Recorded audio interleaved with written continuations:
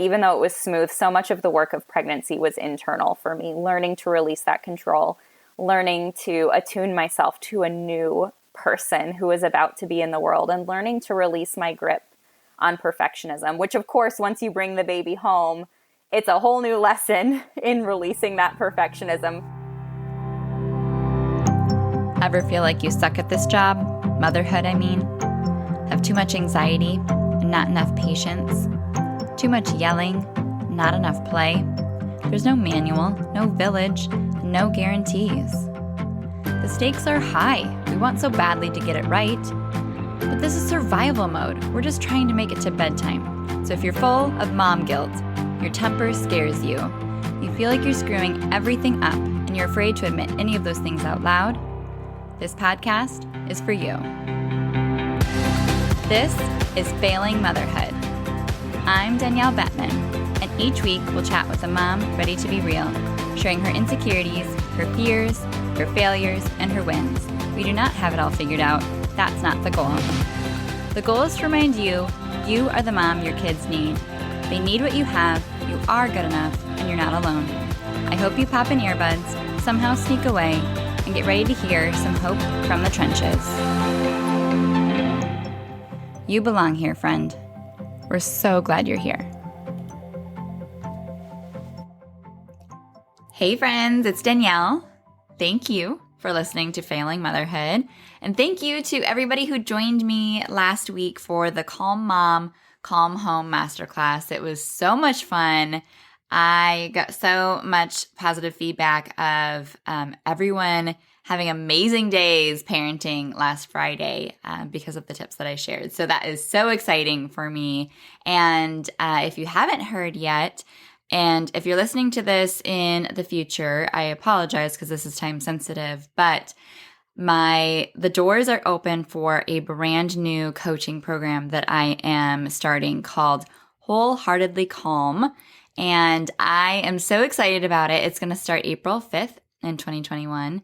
And it is 11 weeks of mastering positive parenting tools while also going through baby steps of decluttering to be able to simplify and live with less with kids, because our sanity is so interlinked with our space, and what we see is what we feel. And our kids just have too many toys, let's be honest. So we're going to tackle that while understanding the why and the how of some of the most culture-shifting, game-changing parenting strategies for positive parenting that I feel like everybody needs to know. And up until now, I've only worked one-on-one, but now I'm starting a group program just for moms. And I cannot wait to see who says yes to themselves and to their kids and who joins me for this opportunity. And I'm just going to give all out coaching advice in like the most intense container and see a super accelerated transformation in 3 months. So the more about this program will be in the show notes. If you are listening to this later, it will be at parentingwholeheartedly.com/group. And I cannot wait to get started. And if this is something that you need, do not hesitate to reach out and ask for more information and join us. So if any of your goals in 2021 are to extend your patience, find more clarity and confidence in your ability to use positive parenting strategies effectively, go through your child's toys, books, special items, and more with a plan and support, find answers to clutter conundrums with the support and community of like-minded moms, and finally be able to give yourself grace and feel like a good mom, then join us. It is going to be so much fun to do it in a small community where we just get to cheer each other on and celebrate our wins and share ideas. And I feel like that is how motherhood should be experienced, right?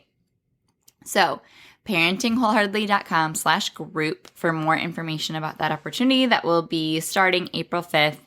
And I really, really, really hope that you say yes to yourself and say yes to your kids and give them the gift of a patient parent and make this investment in your parenting journey. So today I'm going to be talking to Brittany Bergman, and we talk a lot about her experience of becoming a mother that she wrote in her book, but also how she discovered her intuition and how she wrestled with her perfectionism, and the advice that she has for either first-time moms or moms that are still finding their feet when it comes to being able to set boundaries and stand up for their kids and really feel confident in their parenting. She is still on that journey, but she has a lot of wisdom to share. So I can't wait for you to hear this episode. If you struggle at all, I mean, let's be honest, we all do, with perfectionism. And I think it's really going to be balm for your soul. Listen to the end because I feel like it really, really gets good when I give her kind of the platform to speak her mind. So buckle up and enjoy this episode.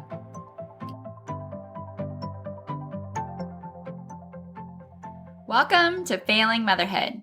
My name is Danielle Bettman, and on today's episode, I'm joined by Brittany Bergman.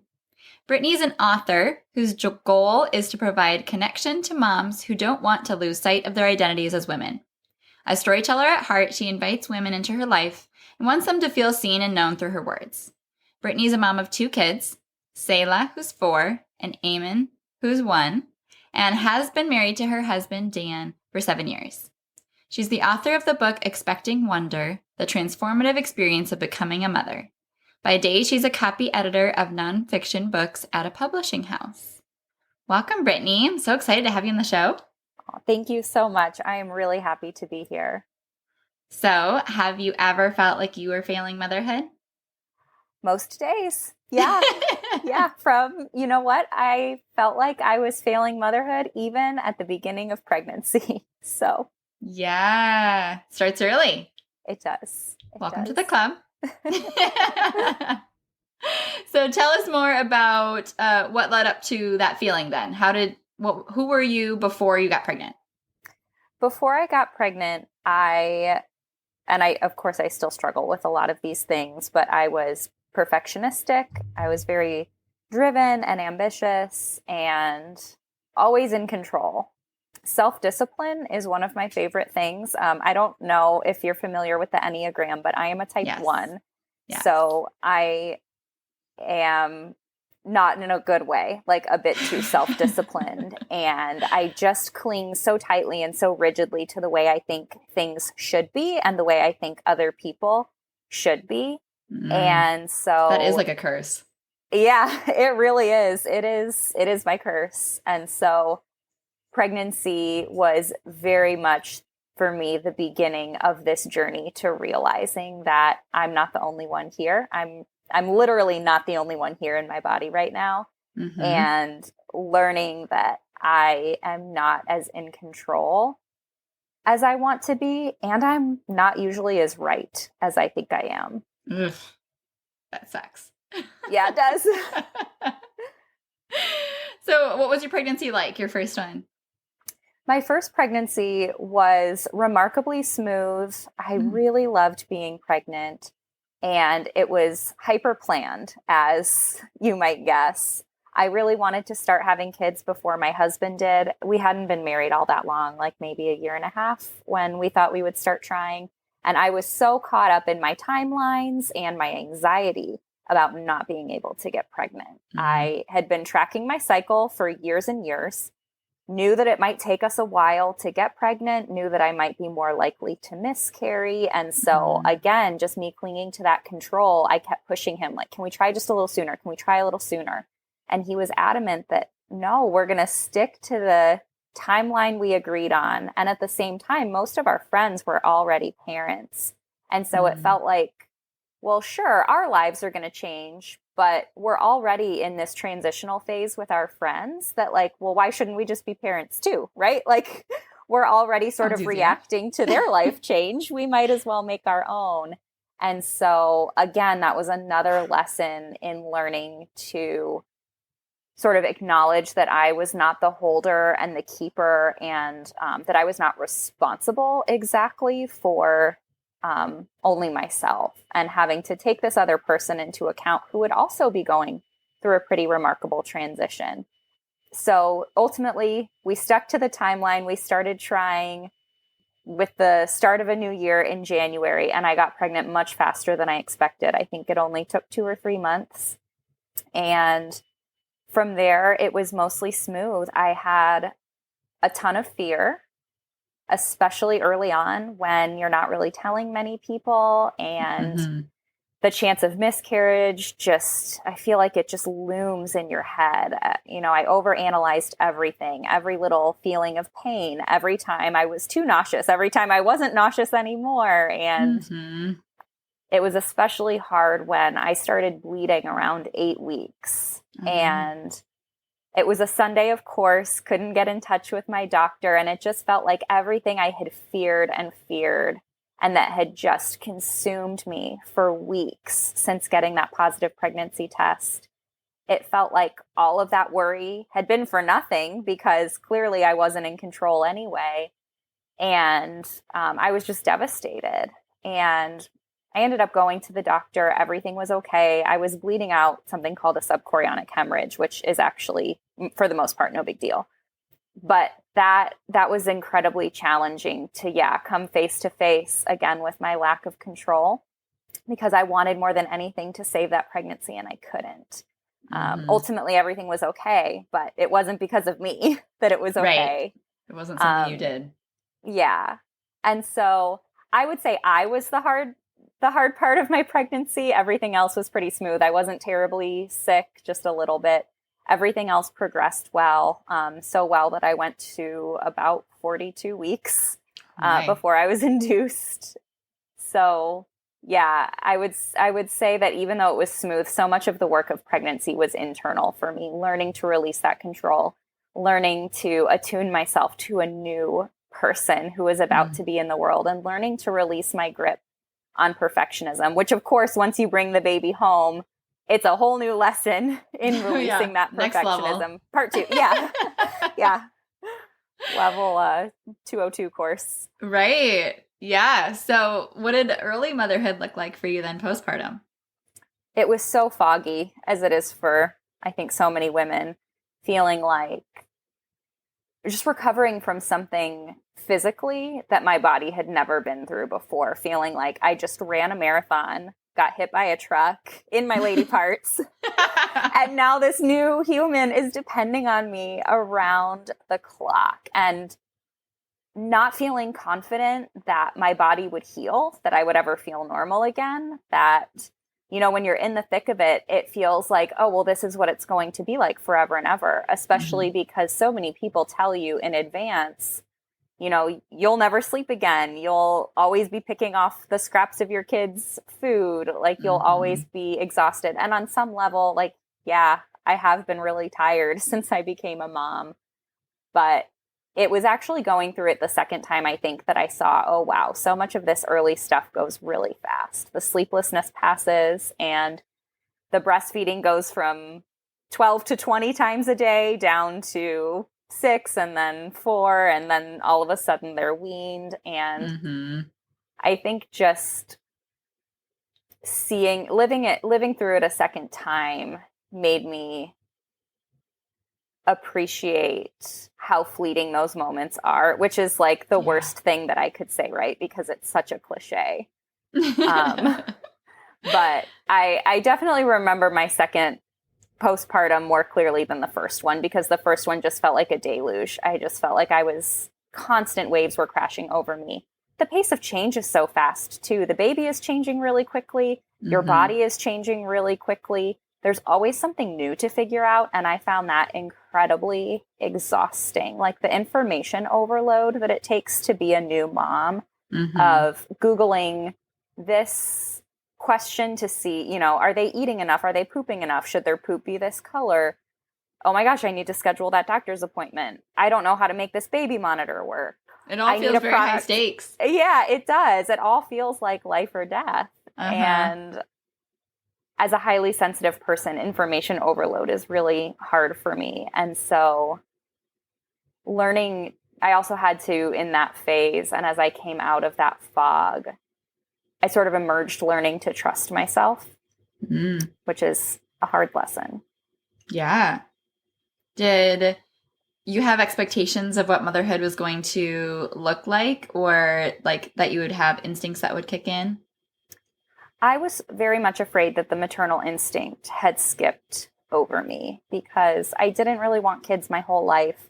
That was a relatively recent development for me when I was sort of a young adult, and marrying my husband really solidified it for me, for sure. But I think because I wasn't the kind of child who always dreamed about becoming a mom, I always dreamed about my career. I was very concerned that I wouldn't enjoy motherhood. I knew that I wanted kids, like I said, eventually, but I was afraid that I wouldn't enjoy actually being a mom, especially a mom to young kids. And as difficult as those first few months were, I also absolutely loved it. I was shocked at how quickly I felt this very fierce love for my daughter. And then I would say over time, it became sort of more and more tender, especially as I saw her personality emerging.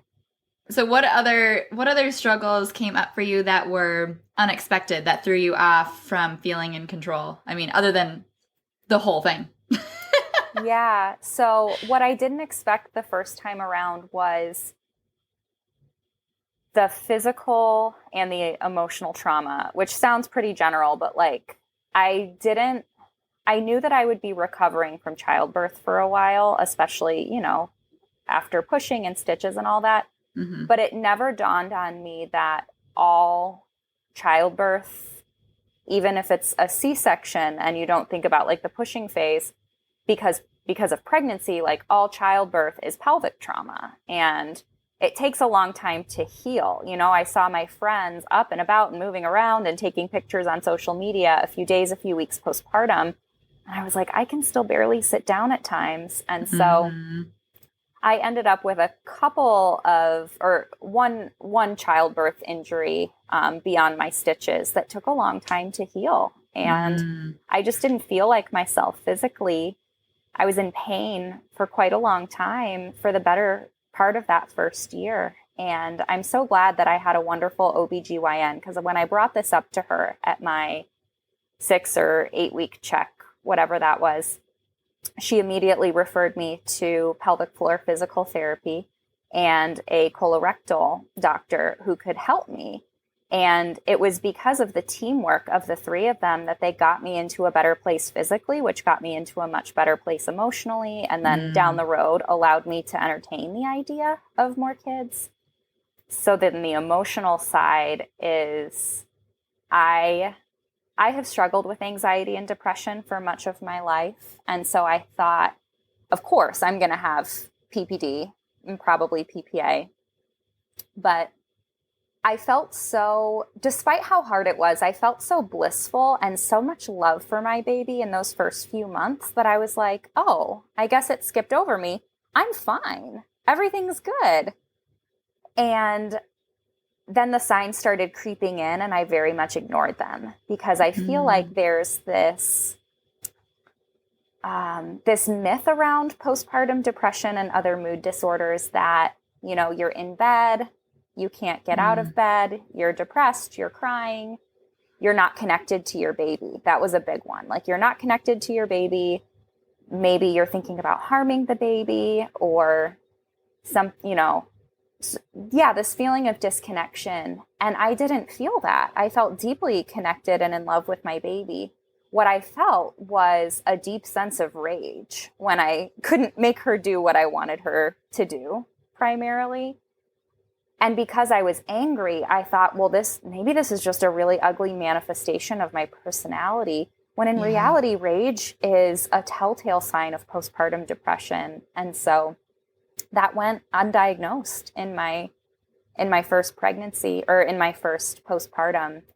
Unfortunately, that allowed me to be on high alert with my second, that the minute it popped up, I already had a therapist on call, set up some appointments with her and got going with that. Good for you. Way to be proactive. Thanks. But it's so critical to having a successful relationship and mental health period and, you know, postpartum healing. It is so multifaceted. You have to physically heal, you have to emotionally be processing, and you have to like mentally be in a good headspace. And there's so many things working against all of those areas in that stage of life. It's very difficult to feel like you have any level of like rising above the water because you're just trying to keep your head, you know, up to breathe, right? Yeah, that's exactly right. It takes pretty much all of our energy to go day to day. What's left for us to actually grow? Right. It's incredibly difficult. Yeah. Especially if you don't have a village or any other, you know, support system already in place. So I'm glad to hear that you made some, you know, put some discipline and structure in there for your second so that you could set yourself up for success. So what was the biggest difference between your first and your second? I think I went into my second with, okay. So the biggest difference is that my second is a remarkably easier baby. I cannot discount that my first was, and I didn't know any better because she was my first, but she was incredibly challenging. She was very discontent as a baby, is still my strong-willed girl. And my second, my son, has been easygoing from day one. Like, my husband and I would just look at each other and laugh about how content he was and how little he cried and the things that would set our daughter off that just don't set him off, which is fine. I am learning to fully appreciate and embrace who each of them is. But if you had put them side by side as babies, it's so stark. So that was a huge contributor. Yeah. Did you know what to expect with your first? Because, I mean, if it's your first baby, did you know that she was a harder baby, or did you just think that that was normal? I thought that it was normal to an extent, but I did ask, I asked my friends, is this normal? I asked my mom, is this normal? Is she a hard baby? And they all said, yeah, like she's normal. She's fine. There's nothing exceptionally troubling. She didn't have colic or medical issues or anything like that, but she's just a hard baby. And when I had my especially because I saw moms around me who had much easier babies, and I saw it, when we would get together for play dates or outings or whatever, I was always the one having to excuse myself with my crying child, and they did not. And so, of course, since it was my first experience, I thought, what did I do? Did I do something to her? Did I not hold her enough when she was a newborn? Did I not wear her enough? Did you ask yourself any number of ridiculous sounding questions to try to figure it out. And it's like, kids are just wired differently. They just have different temperaments. And I could tell from literally day one that my son was a different baby, like from the hospital. You could just tell right away that he had an easygoing personality. And so with him, I also feel like I went into it feeling more empowered in who I was as a mother, because I wasn't brand new to this anymore. With my daughter, it was really helpful for me to remember that however old she was, that's the same age that I was as a mother. Like I was 28 years old, but I was only a 1-week-old mother. I was only a 2-month-old mother. I was only a 1-year-old mother. I was learning alongside her. And so entering motherhood, even though each child really is different, and I could have gotten a more difficult baby the second time around, but entering motherhood with 4 years of experience under my belt felt very different because I knew that I could do it. I knew that I was cut out for it. I knew that I would figure him out and I would figure us out, and that we would get through the most intense challenges of the coming weeks and the coming months. And again, just that perspective that everybody tells you the first time around, this will pass, this will pass. With babies, everything is a phase. And it just doesn't feel like that the first time because you don't have any proof points yet. You haven't ever gotten to the other side of really any of these challenges. And you haven't reached that sort of magical 1 year mark when things start, the pace of change starts to ease up. But having been through it before, I knew not what to expect with this particular baby, but I knew that each phase would come to an end and that it would get progressively easier, that I would feel more and more like myself. And I just felt like I could trust myself more and I could trust the process more. And that perspective was a game changer. Yeah, that's beautiful. Unfortunately, I don't know how to get it, package it up and give it to first-time moms. It feels like the only way to that perspective is through it. But man, I wish I could give that as a baby shower gift. Yeah. Oh, that we would all have a leg up then. That would be amazing. But I'm sure that you tried to sprinkle a little bit of what you could into your book then. How did that come about for you? I feel like in pregnancy, women are given this script that we need to be only joyful and grateful, and other emotions are largely unacceptable. And even though I was overjoyed and so unbelievably grateful, especially early in my pregnancy, I also felt an immediate sense of fear and anxiety and worry and doubt and uncertainty about myself as a mother, and just concern over what was going to happen in the coming months and years as I transitioned to motherhood. And as I began to look for places to process those complicated emotions, pretty much the only literature I could find on pregnancy at the time was the what to expect when you're expecting kind of books that really serve a purpose, but they sort of treat your pregnancy as a medical condition and not as this life-altering transformation that you're going through as you become a mom.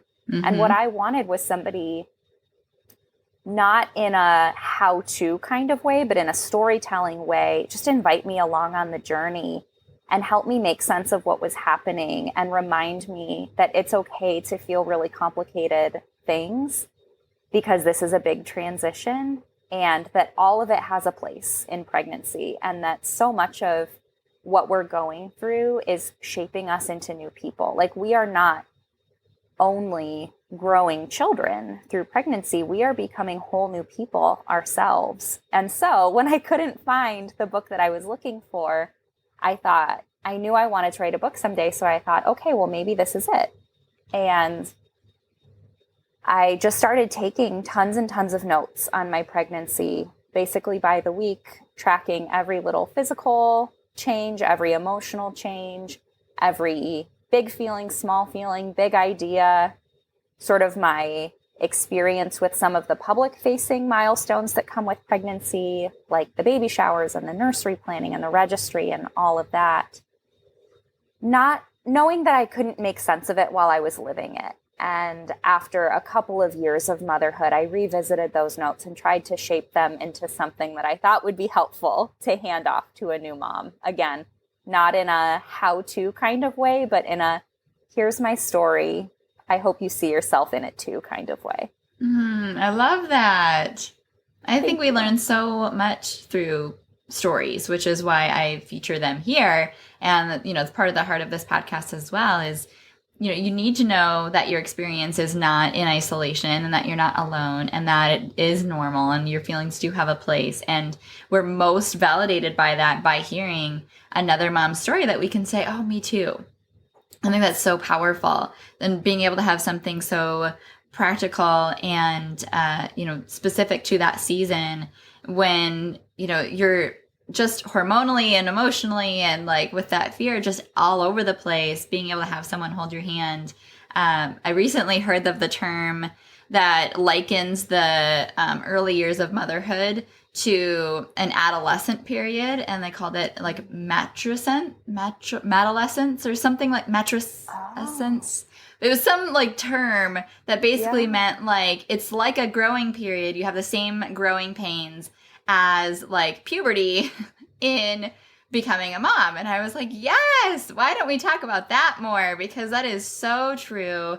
But you don't go into it expecting that. So it very much catches you off guard when you feel so uncomfortable and so like you don't know what you're doing, when you just feel like it's supposed to be an instinct that just clicks on. What? Yeah, and it's very scary, right? To be going through this growing process and to know that so much of it is going to be trial and error and figuring it out when suddenly you are responsible for the life of another human. Like, I can't screw this up too badly, right? Like, I need to get it right. Right. And of course, there are lots of ways that we can get it right. Mm-hmm. But it just feels like so much pressure in that moment that, like, I don't want to figure this out as I go. I want to get it right from the beginning because I love this child so much. Right. And I feel this intense sense of responsibility for him or her. Right.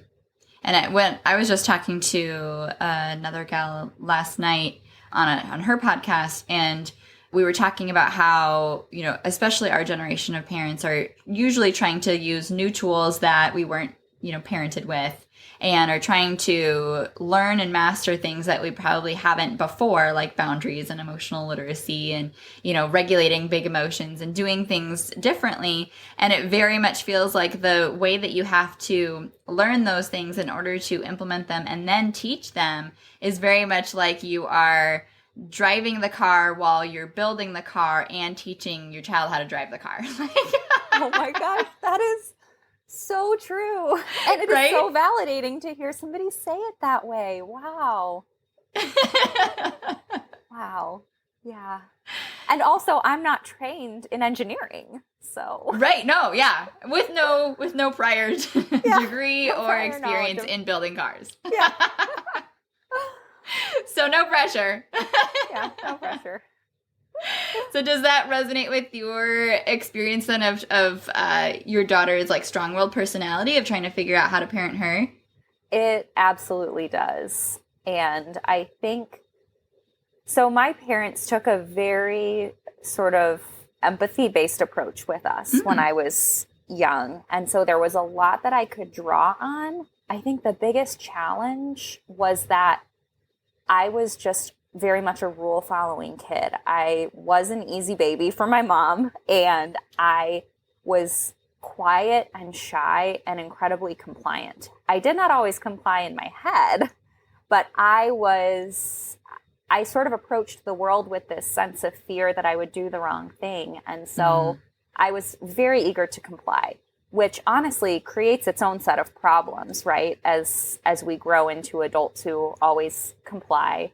But my daughter was quite the opposite. And so because she was so different from me, I mean, she was so similar with that stubborn streak. It's just that I always say that she lives out in her body and in her emotions and in the world. She lives what on the outside, what was always my interior world that I was afraid to express. Yes. And so where I felt like somebody needed to turn up the dial on me as a child, what she needs is not to turn the dial down, but somebody to help her harness and use that will and that emotional capacity for good. Mm-hmm. And just to channel it appropriately, right? Because like our emotions don't have to be good. It's okay to feel what we feel and experience the world the way we do. But she definitely needs somebody to help her process. And so because I was just such a different child from her, I had a hard time figuring it out. And then sort of the other factor was that a lot of my closest friends were parenting in a way that felt very different from my personality and the way that I wanted to engage with my daughter and sort of the way that I thought she needed to be parented. And so I felt like, okay, what I see working for lots of other people doesn't feel good to me. It doesn't feel good to like that mother's intuition that's taking root inside me.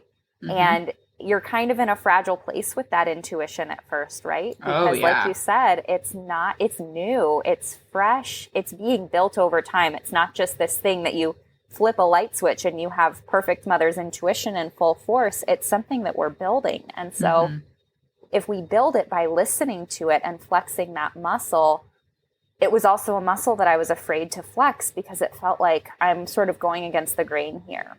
And I'm not sure where to go for support. I don't even know if my intuition is right. Maybe I do need to parent the way everybody is telling me to.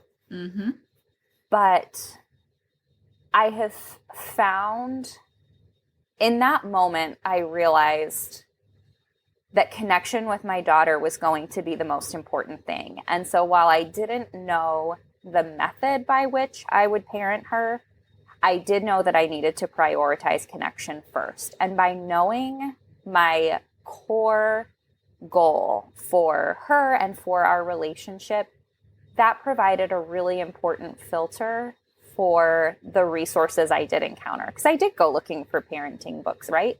But it became so much easier to read the Amazon description of a book and say, this one's not for me. Okay, this one looks like it could be worth a try. And again, like that's a trial and error process, right? You know, learning to figure out from the endless parenting books, like what's worth keeping, what's worth trying, right? What doesn't work for this kid, what does work for that kid. Exactly. But again, if we can keep ourselves centered in that primary goal for our parenting and for our parent-child relationship, it makes all the difference. So when I'm in doubt, about what to do with my daughter's meltdown, I can sense it coming on, or maybe we're in it. It is still a knee-jerk reaction for me to want to control her behavior and make the scary things stop. I want to feel like I can get her to stop doing whatever thing is making me uncomfortable, and therefore I'm a good mom. And I don't always succeed at this, but I find that if I can take a breath and remember that goal of connection, it becomes, what can I do to connect with her in this moment when she is having an exceptionally hard time, and help her to feel sort of my tender love and support over my anger? Because what's my anger going to help her in this minute? And again, I'm so imperfect with this. I lose my mind on my kids sometimes, especially here in COVID times. Nobody is operating at their best, or at their full parenting capacity. No. But I'm finding that when I remember connection, I have less of those moments where I lie awake in bed at night and think, oh, I messed that up. And sometimes that's enough to help me in those moments to think, how am I going to want to feel about this when I go to bed tonight? And sometimes it's enough to override that natural impulse. Yeah. Oh, it's such an internal battle, especially if you are with your Enneagram number 1 personality, coming up to things with that should filter of, this shouldn't be that hard, or she should be able to do this, or, you know, what they should and I should and everybody should. Then you're that immediately gets you stuck, and you need something. You need like a mantra, you need a tool, you need things to help you rise above that, to reorient, zoom out, and hit pause for a second to remember what is most important and what has worked in the past, and what you do need, like where your brain needs to be focusing at that moment, before it flies off into fight or flight, you know? And Absolutely. It's so hard to do when you feel so uncertain of what is the right thing and what works for them and what do they need and what is going on with them and why are they mad, and just there's so many questions to make you not confident in that moment as well. And I think what you said is so key, of just remembering connection. Connection is the goal. If I do nothing else, if I keep that as the main thing, then I can trust my gut. I can listen to what that's telling me, and I can move in a direction that will serve both of us really well, even if I don't feel like I have any tools that I'm using as a strategy right now. And I think we get too wrapped up in, well, I just want to know what's the thing to say, or like the trick, to eliminate this as quick as possible. And like there is no get rich quick technique for eliminating our kids just growing up and being themselves and having a hard time. It's much more that we have tricks for ourselves and our composure and our patience and extending that and having awareness and going through a lot of that work, which is what I do with a lot of my clients. But on the other side of needing that control from our kids, it's much more of a us problem than it is a them problem, which is really hard to realize. Yeah. And we don't like hearing that right off the bat because it seems like walking into parenting that it's just like, oh, you just know what, the rules are. You say no, you be consistent, and bing, boom, we're good. We have good human beings, and that's just not at all as complicated as it really is. Absolutely. What you said exactly what I was thinking too with when we parent from connection, there is no get rich quick scheme involved with that. I mean, there is no connection based strategy that will get you to end meltdowns in 5 days or potty train them in 2 days. Right. It is the long, long game to focus on connection and not fixing a behavior. And that has left me really discouraged at times because it has felt like some of these seasons just won't end. Like, I feel like I'm doing, in air quotes, I'm doing everything right. I'm doing what I'm supposed to be doing. I'm even being the person I want to be in these interactions. And this behavior is still really bothering me. Or this type of reaction in my child is still happening. Like, why isn't this working? And we really have to reorient ourselves to what it means for our parenting to be effective and what it means for us to be good as mothers. Because again, if the measure of my success is my kid's behavior, then no, actually my methods aren't working. You're but failing. If my measure of it is I feel connected to my child and good about our interactions, then yes, I am doing exceptionally well by my own standards.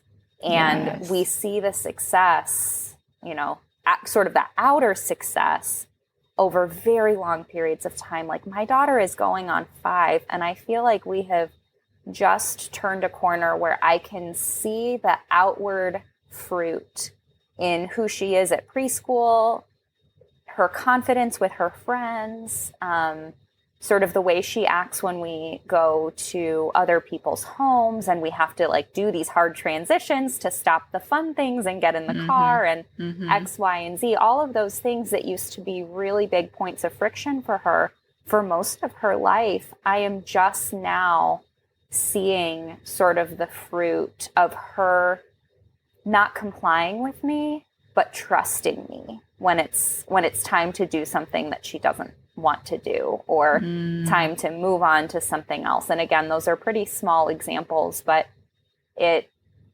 has taken a long time to get here. But now that fruit, knowing that it came from a place of connection, feels and tastes so sweet to both of us. Yeah. Oh, that's beautiful. I'm so happy for you to be finally seeing some of that and have that sense of relief, because again, we don't know what to use as our marker of success and our own standards. So we very often look to the things that seem like the report card, which is their behavior. And it does not give us the answers that we need, because we need to be looking at 20 years down the road, how's our relationship? Or 30 years down the road, how is their mental health? And it's really the long game. It's such a marathon that we have to just trust the process, with that relationship piece being our biggest goal, because that is what I remind parents is that is your biggest tool of influence. And if you don't have that connected relationship, you don't have influence. So therefore, we're not parenting. If you don't have influence, you're just a talking head or a, annoyance or something to work around until they find belonging in other places. And so I think you are clearly doing an amazing job of meeting your daughter's needs and knowing that, that you can just connect with her and find out what it is that she needs and be able to be that for her, even if it feels very inconsistent and imperfect on your end. That it's just so much of parenting is our mindset and our perspective and the way that we're seeing things. And so that has really, like, you've done the work there to feel confident in that, which is huge. And so if there's moms listening that are just kind of wrestling with these concepts for the first time, keep doing that process. Reflect on what you really feel like is success for you, and so that you're able to zoom out and reframe things and kind of rewire the mindset of the way that you're seeing your child's behavior. And I can help with that. But what do you really feel like you have learned, or that you wanted to share through your book, or that you feel like moms need to hear? Like, if I could give you a soapbox to be like, what do you feel like is your message? I think my main message for moms is so tied to what we just talked about, that the measure of our motherhood isn't rooted in any specific outcome from us or from our kids to determine like how good we are. I think the measuring stick we should use is the one that feels best for us. And for me, again, that really started in pregnancy, because it felt like pregnancy was just one long to-do list. You can jump on Pinterest and find the first trimester checklist has like 10 items. And then the second trimester checklist has 20. And then you get into the third trimester and it's just like this explosion of things that need to get done, tasks that we need to check off in order to be ready to be good moms. And I think that can carry over into parenting if we let it, that good moms do X, Y, and Z. And I just really want to flip the script on that and say, it's not about what you do, it's about who you are and who you're becoming. That motherhood is this constant process of evolution. We don't go through the changes of pregnancy and the changes of that first year, and then we've got it all figured out. Even like I was saying with my daughter, I feel like we're sort of ushering ourselves into this new phase as she turns 5, but I'm under no illusions that it's going to be smooth sailing from here. Like, we're just going to take on the next phase together. And I have now that connection and that trust as our foundation to keep building upon. But again, I wish that there were a way for me to give this to moms without them having to really walk through it for themselves the hard way. But I think all of pregnancy and all of motherhood, and I don't want to single out pregnancy here either, because there are so many ways that women become moms. And so many of those ways involve difficulty and pain and transition and waiting. So I think that this can be true for us however we become moms. But it's the work that it does on our souls and on the pain points that we present to the world, whether we present with control or challenging or maybe passivity. I think there's a lot of ways that we sort of approach challenges and transitions in ways that are less than ideal. But by leaning into the hardest parts of the change, we honor what we're going through, and we grow and we transform into people that we've never been before. And that can be really, really scary. And it can also be exceptionally beautiful, because we are growing right alongside our kids. And that also means that we don't have to have it figured out from the very beginning. We get to keep learning and growing, like I said, alongside our kids. And as somebody who is a perfectionist, that is the gentlest and most gracious invitation that I could ever accept for myself. I love that so much. That is gold. Thank you. Hard one. And I don't live up to it every day. I still hold myself to impossible standards, but I have gotten better at the self-talk and the self-compassion that's required. Good. To bring myself down a little bit. Yeah.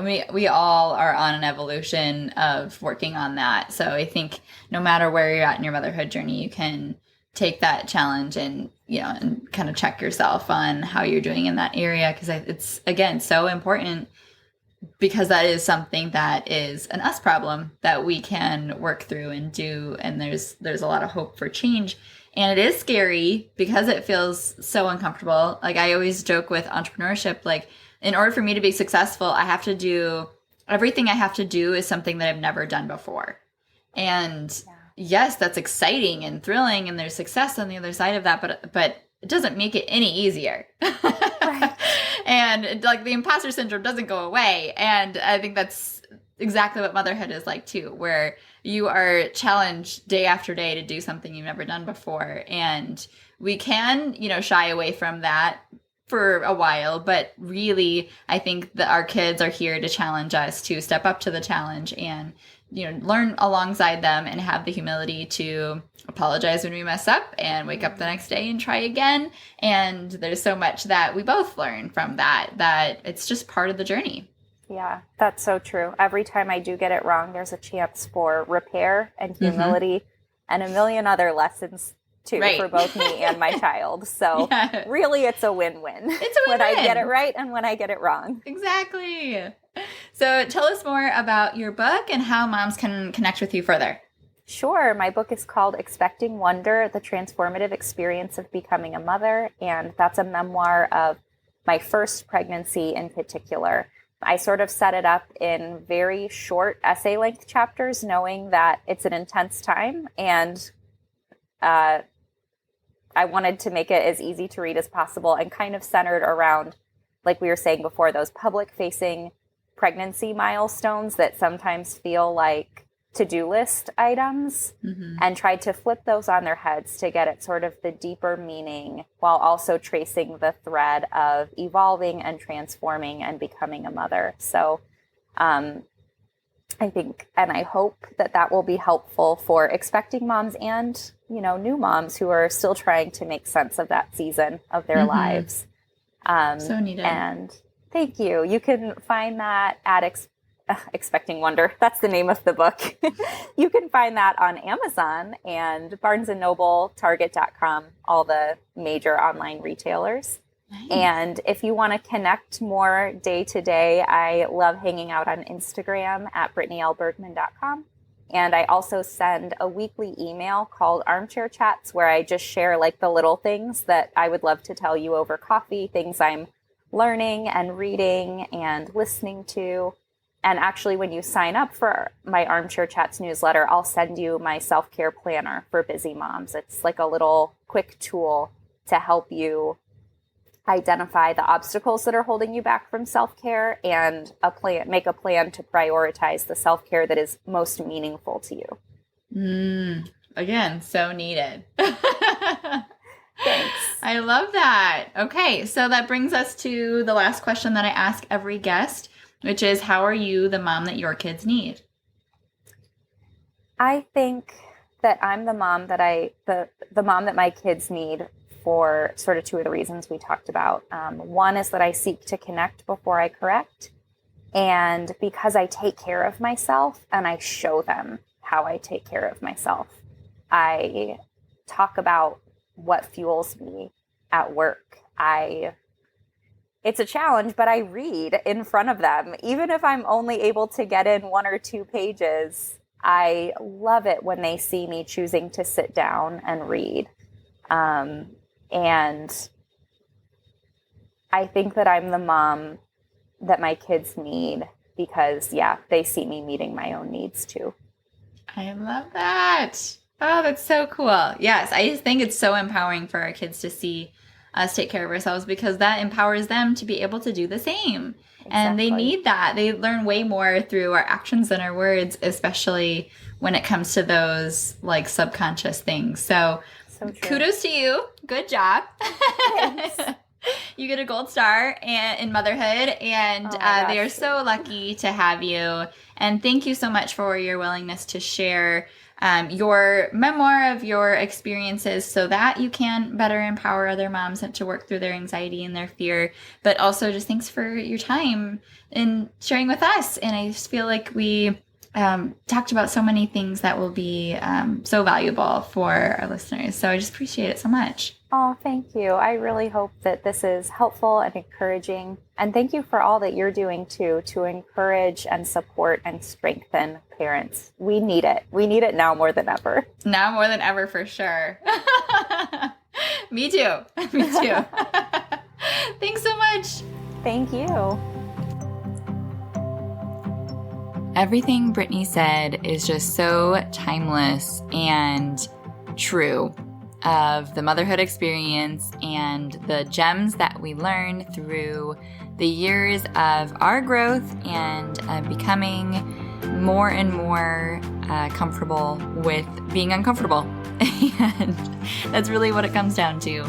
But I hope this episode gave you exactly what you needed to hear. And I hope that you will share it with a friend that also needs to know they are not alone with this experience. So I really, really appreciate all the support. Leave a review if you haven't yet. Join my mailing list if you haven't done that already. And download a free guide to managing the big emotions our kids have at parentingwholeheartedly.com/emotions. Thanks for coming on this journey with me. I believe in you, and I'm cheering you on.